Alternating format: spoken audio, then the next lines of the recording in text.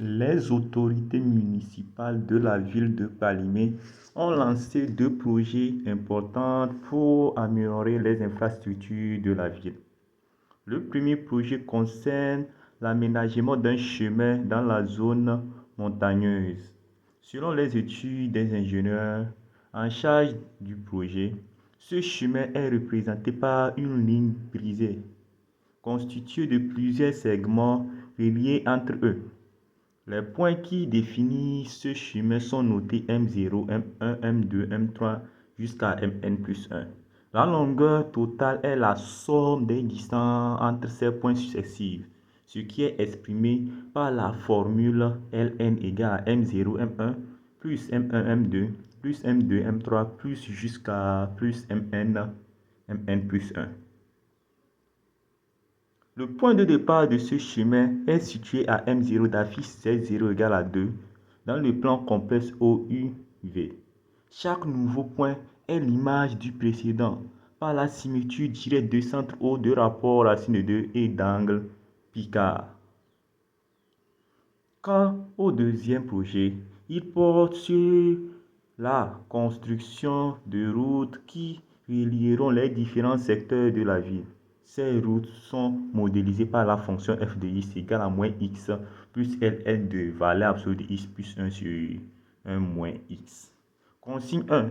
Démontrer que la longueur de la ligne brisée est ln égale à moins 2, facteur de 1 plus racine de 2, le tout 1 moins racine de 2 à la puissance n plus 1. Consigne 2 dit, trace les routes principales dans le plan rapporté au repère orthonormé, OIG. Ici, d'abord, ils ont parlé de la symétrie quelque part. On sait que la symétrie est d'abord caractérisée par le centre, le rapport et l'angle.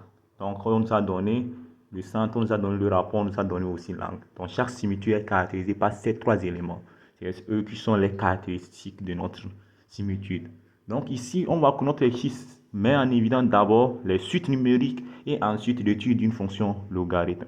Avant de commencer, on va traiter notre exercice dans les bonnes conditions. On va d'abord prélever les données de l'exercice.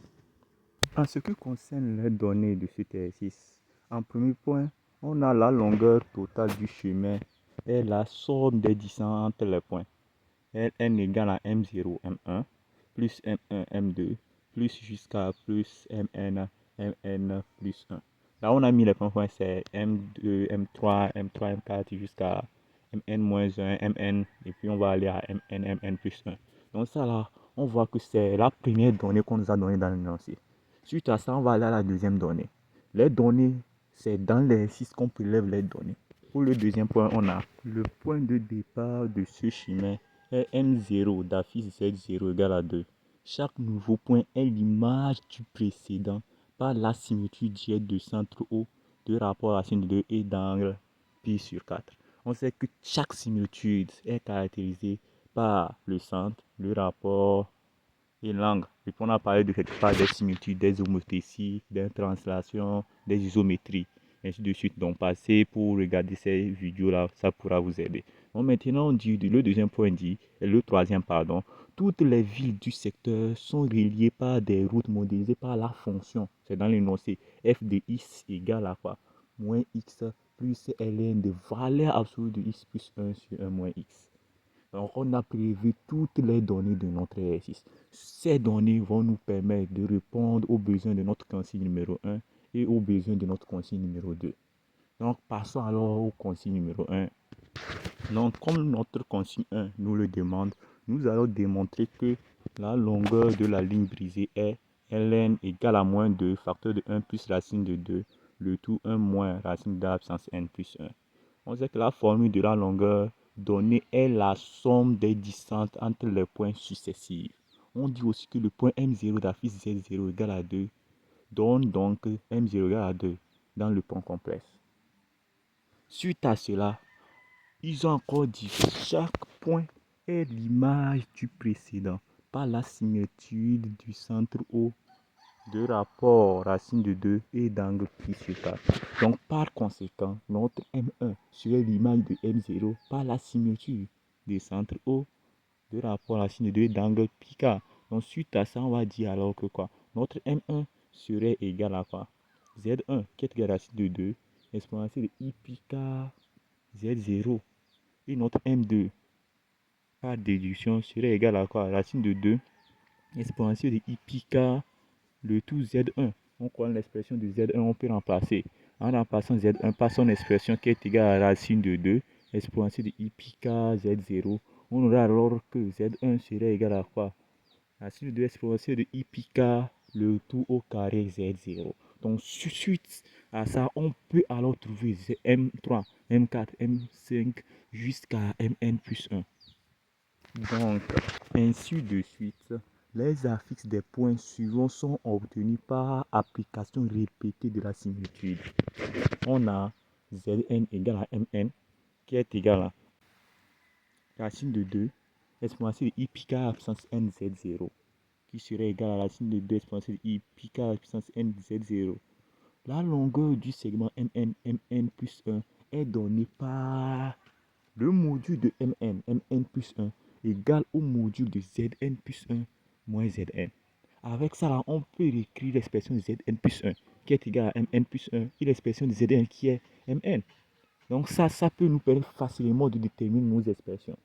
Donc, Zn plus 1 égale à Mn plus 1 qui est égal à racine de 2 exponentielle de I pi k à la puissance n plus 1 Z0. Donc, on voit que en remplaçant Zn plus 1 et Zn, on aura Zn plus 1 moins Zn égale à racine de 2 exponentielle de I pi k à la puissance n plus 1 Z0 moins racine de 2 exponentielle de I pi k à la puissance n Z0. On peut mettre alors racine de 2 exponentielle de I pi k à la puissance n Z0 en facteur. En mettant cela en facteur, on aura Z0 racine de 2 exponentielle de I pi k à la puissance n le tout fois racine de 2 exponentielle de I pi k moins 1. Or, le module de racine de 2 exponentielle de I pi k moins 1 n'est rien d'autre que égal à 1. Donc, toute notre expression se résume à Zn. Donc, valable sur du Zn plus 1 moins Zn égale à module de Zn. Donc, en appliquant la somme aux deux membres, comme on sait que Mn plus 1 Mn égale à la valeur absolue de Zn plus 1 moins Zn, c'est-à-dire le module, qui est égal à encore à module de Zn. Alors, en appliquant la somme à ces deux expressions, on aura la somme de n égale à 0 à n plus 1 de Mn plus 1 égale à la somme de n allant de 0 à n plus 1 de Zn. Or, Zn, on connaît son expression. Ça fait racine de 2 exponentielle de I pi k à la puissance n Z0. Donc, suite à ça, on sait que le module de racine de 2 exponentielle de I à la puissance n, I pi k à la puissance n, le module de ça va donner 1. Donc, on aura alors que quoi? Or, module de Zn égale à la racine de 2 à la puissance n Z0, module de Z0. Donc, la somme, lorsque la somme vient, donc la somme de n égale à 0 à n plus 1 de Mn plus 1 égale à module de Z0. Il est indépendant de n. Donc, somme de n égale à 0 à n plus 1 de racine de 2 à la puissance n. Or, somme allant de n égale à 0 à n plus 1 de racine de 2 à la puissance n est une suite géométrique de premier terme racine de 2 à la puissance 0 qui est égal à 1. Et chaque terme est obtenu en multipliant le précédent par racine de 2. Donc, racine de 2 serait la raison. Donc, on peut en conclure que quoi? La somme de n égale à 0 jusqu'à n plus 1 de racine de 2 à la puissance n est une suite géométrique de premier terme racine de 2 à la puissance 0 qui est égal à 1 de raison racine de 2. Or, on sait comment calculer la somme d'une suite géométrique. Ça fait 1 moins la raison à la puissance n plus 1 sur 1 moins la raison. Donc, en appliquant cette formule à notre somme de n égale à 0 jusqu'à n plus 1 de racine de 2 à la puissance n, on aura alors, donc on aura la somme de n égale à 0 jusqu'à n plus 1 de Mn plus 1 égale à 2. 2, c'est l'expression de Z0 qui était c'est-à-dire valable sur du Z0 somme 2. Donc, c'est 2 là.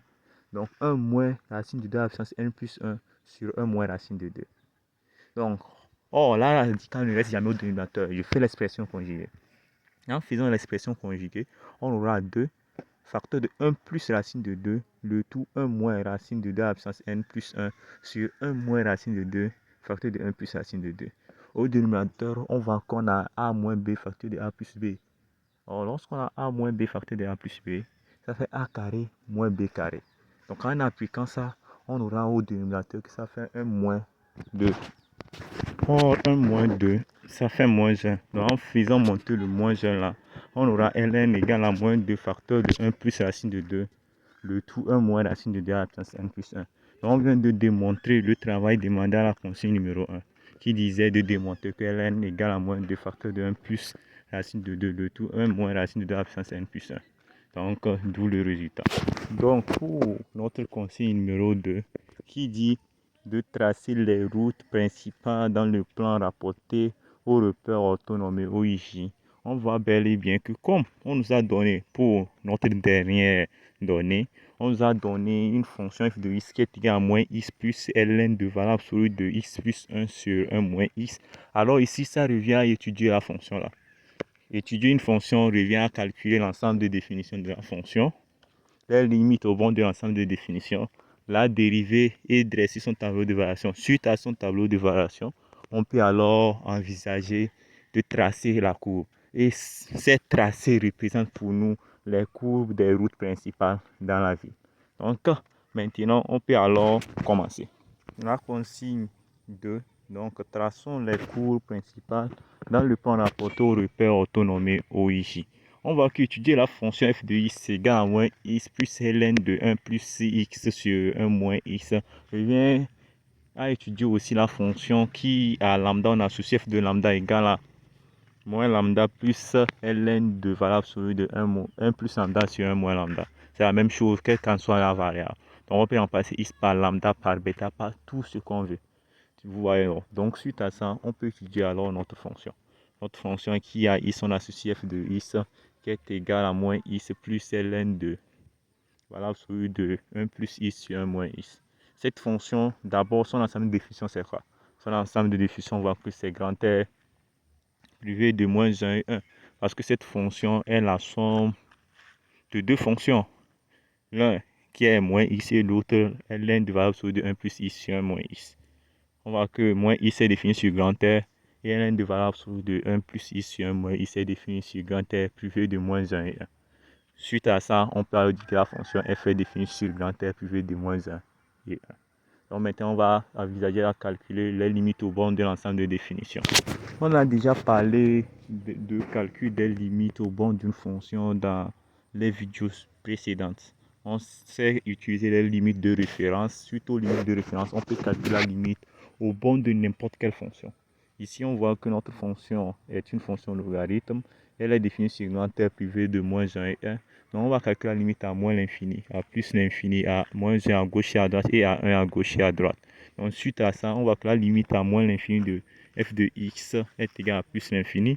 La limite à plus l'infini de f de x est égal à moins l'infini. Et la limite à gauche et à droite de moins 1 de f de x est égal à moins l'infini. Et à gauche et à droite de 1 est égal à plus l'infini. Maintenant, on a calculé les différentes limites aux bornes de notre fonction. Donc, alors, on peut alors aller à la dérivée. On sait que notre fonction f est dérivable sur l'ensemble de définitions, c'est-à-dire grand R privé de moins 1, 1. Et sa dérivée est f' de x égale à dérivée de moins x, ça fait moins 1. Plus on a ln de f, ça fait f' sur f. Or, f' là, c'est le ratio de deux fonctions. Donc, quand on fait f'g moins g' f sur g carré, le tout sur f. Donc, en appliquant ça, on aura moins 1 plus 1 moins x plus 1 sur 1 moins x au carré, le tout sur 1 plus x sur 1 moins x. Donc, en rendant ça au même dénominateur, on peut envisager que notre f' de x égale à x carré plus 1 sur 1 moins x facteur de 1 plus x. Maintenant qu'on a notre dérivée, on sait comment passer de la dérivée pour avoir le tableau de variation. Il suffit d'étudier le signe de notre dérivée en posant ça égal à 0. En posant ça égal à 0, on a les 0 qui sont moins 1 et 1. Or, moins 1 et 1 sont les asymptotes verticaux. Donc, en remplaçant ça, on a dans notre tableau x, on a moins l'infini, moins 1, 1, plus l'infini, qui sont moins 1 et 1 sont des asymptotes. Donc, on tasse juste en bas.